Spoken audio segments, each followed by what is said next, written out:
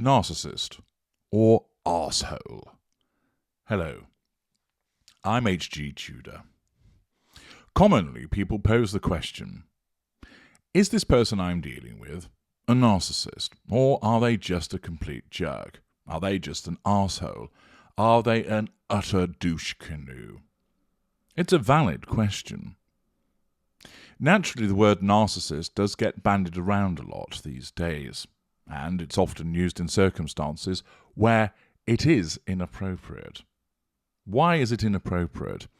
Well, not because the person is necessarily wrong, but they've utilized it before a proper appreciation of the circumstances and evidence to make a determination. There are more narcissists than people actually realize. As I've explained anecdotally, I place it at 1 in 6 individuals are narcissists. There, of course, can be a debate about clinical narcissists and subclinical.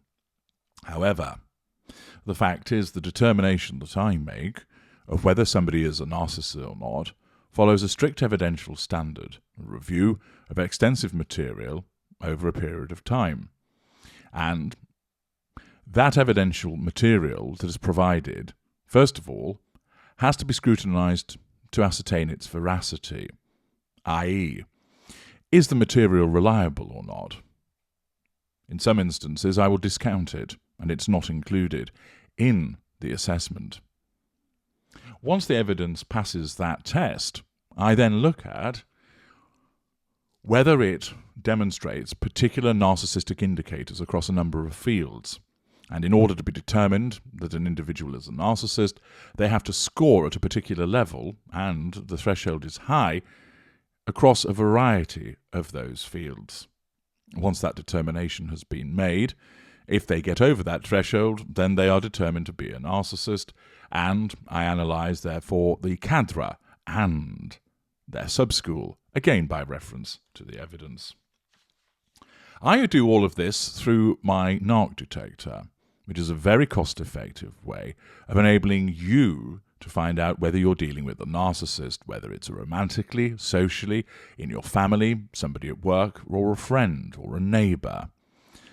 I've undertaken thousands of these assessments, utilising my expertise to enable people to understand what they're dealing with.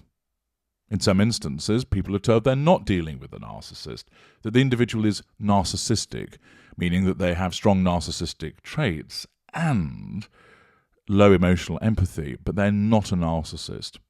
In some instances, they're told that the individual is a normal, again, not being a narcissist.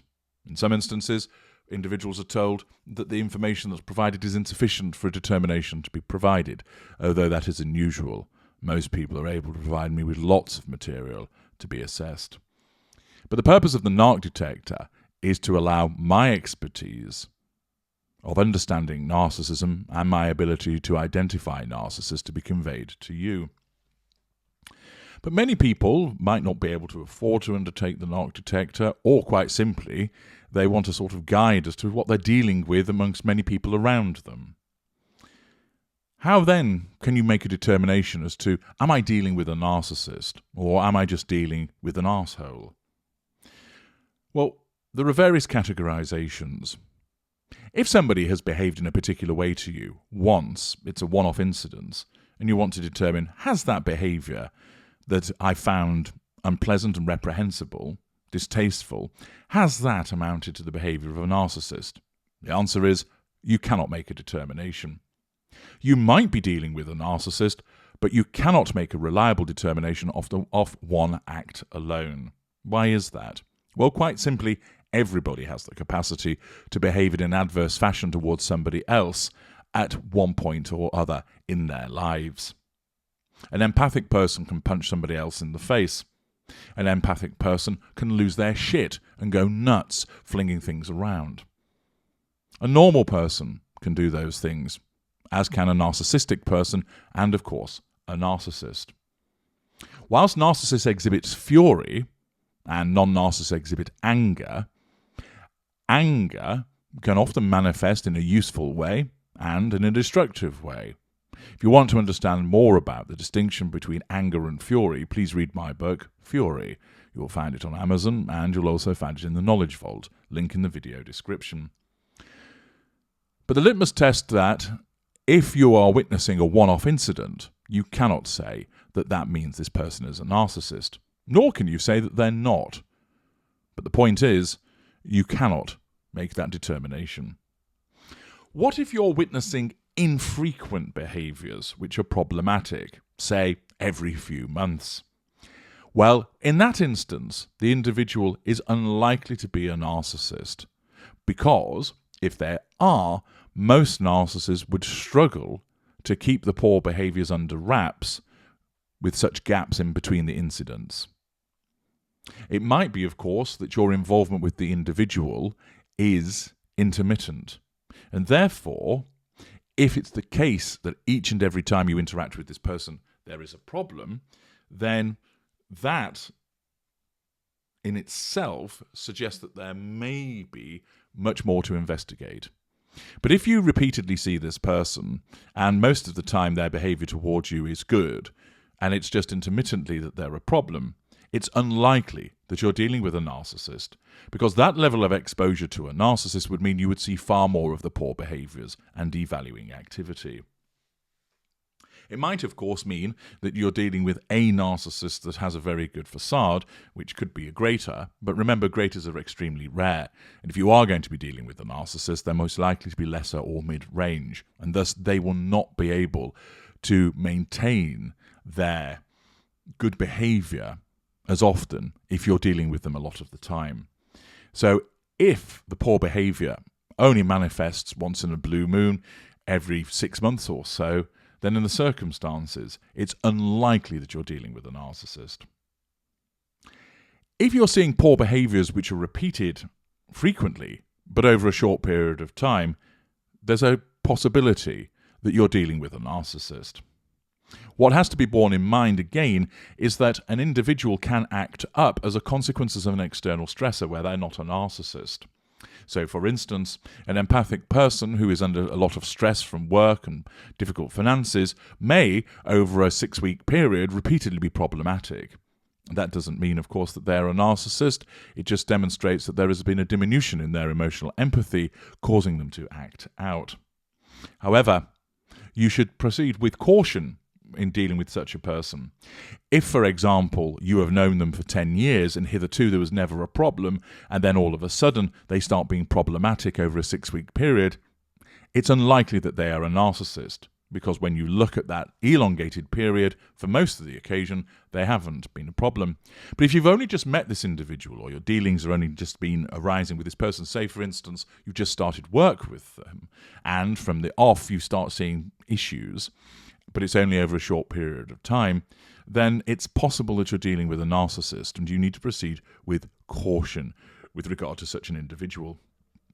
If you are seeing repeated behaviours over a sustained period of time, i.e. a period of greater than 6 months, and it keeps happening on a regular basis, every day, every few days, then it's highly likely that you're dealing with a narcissist.